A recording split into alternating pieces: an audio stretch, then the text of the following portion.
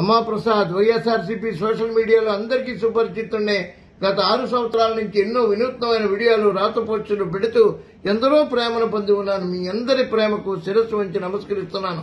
ఇవాళ పార్టీ మారుతున్నానంటే కొన్ని వందల ఫోన్లు సమాధానం చెప్పలేని దుస్థితిలో నేనున్నాను.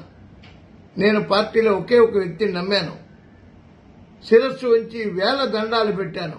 నాకు ఒక చైర్మన్ పదవి కూడా వచ్చింది, కృతజ్ఞుడినే.